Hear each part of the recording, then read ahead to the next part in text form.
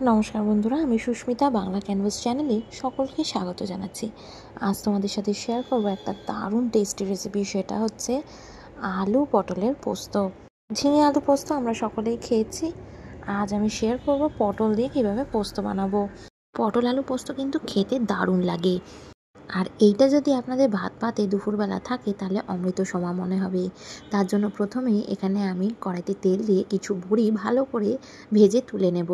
2 থেকে 3 মিনিট বড়িটাকে ভাজবো হালকা কড়া করে। বড়িগুলোকে হালকা ভেজে নিচ্ছি, আর সেই তেলেই আমি কিন্তু ফোড়নে দিয়ে দিচ্ছি 1 চামচ মতো কালো জিরে। কালো জিরেটাকে হালকা ভেজে নিয়ে এবার দিয়ে দিচ্ছি এর মধ্যে আলু। একদম ছোট ছোট টুকরো করে আলু কেটে নিয়েছি। আলুটাকে এবার হালকা ভেজে নেব। আলু কিন্তু এইভাবে কিছুক্ষণ নাড়াচাড়া করব, মানে ওই 2 থেকে 3 মিনিট মতো ভালো করে ভেজে নেব।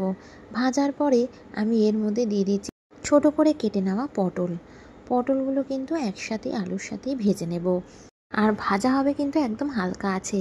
আর এদিকে আমি পোস্তটাকে হালকা ড্রাই রোস্ট করে নিয়েছিলাম প্রথমে, তারপর মিক্সিং জারে দিয়ে দিলাম। শুকনোই বেটে নিয়েছি, একদম পাউডার করে নিলাম। এর মধ্যে কিছুটা পরিমাণে নারকেল দিয়ে দিয়েছি, 2টো কাঁচা লঙ্কা, অল্প জল দিয়ে ভালো করে বেটে নেব। এবার আমি পেস্টটা তৈরি করে নিচ্ছি। ভালো করে আলু আর পটলটাকে এইভাবে ভেজে নিচ্ছি।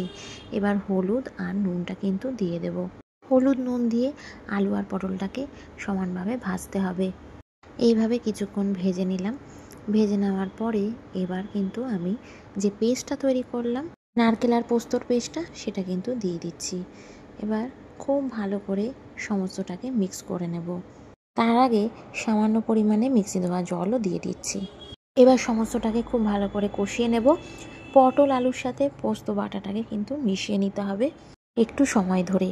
কন্টিনিউ নাড়িয়ে চাড়িয়ে যেতে হবে যাতে তলা থেকে কড়াইতে না লেগে যায়। আর একটু পরিমাণ মতো জল দিয়ে ভালো করে নাড়িয়ে নিচ্ছি, কারণ মশলাটা কিন্তু কড়াইতে লেগে যাচ্ছিল। অল্প জল দিয়ে আমি একটু ভালো করে মিক্স করে নিলাম, আর নুন দিয়ে দিয়েছি এর মধ্যে। 1.5 চামচ মতো নুন ব্যবহার করে ভালো করে মিক্স করে এবার এটাকে ফুটতে দেবো। এবার এটাকে ঢাকা দিয়ে আমি রান্না করে নেব কিছুক্ষণ, আর ভাজা বড়িগুলো অ্যাড করে দিচ্ছি। আর একটা কথা বলে দিই, আপনাদের বাড়িতে যদি নারকেল থাকে তাহলে অবশ্যই কিন্তু এই রান্নাটায় নারকেল ব্যবহার করবেন। নারকেলের গন্ধটা দারুণ লাগে। ভাজা বড়িগুলো দিয়ে ভালো করে নাড়িয়ে চাড়িয়ে এবার পরিমাণ মতো চিনি দিয়ে দিলাম। যেহেতু নিরামিষ রান্না তাই জন্য চিনিটা দিলে ভালোই লাগে, টেস্টটা ব্যালেন্সে এসে যায়।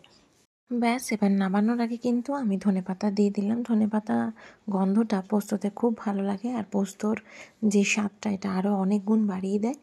আর নামানোর আগে কাঁচা সর্ষের তেল ছড়িয়ে দিলাম। আপনারা আশা করি দেখতেই পাচ্ছেন যে কষাতে কষাতে একটা দানা দানা টেক্সচার সেটা চলে এসছে।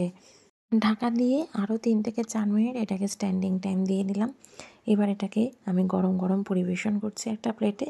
তারপর এটাকে ভাত দিয়ে আমি খাবো। অবশ্যই এই গরমের বর্ষাকালের দুপুরে এটা একবার বানিয়ে দেখবেন, দারুণ লাগে খেতে। ভালো লাগলে লাইক, শেয়ার অ্যান্ড সাবস্ক্রাইব করবেন। পাশে থাকা বেল আইকনটা প্রেস করবেন নতুন ভিডিওর আপডেটসের জন্য। ভালো থাকবেন, টাটা।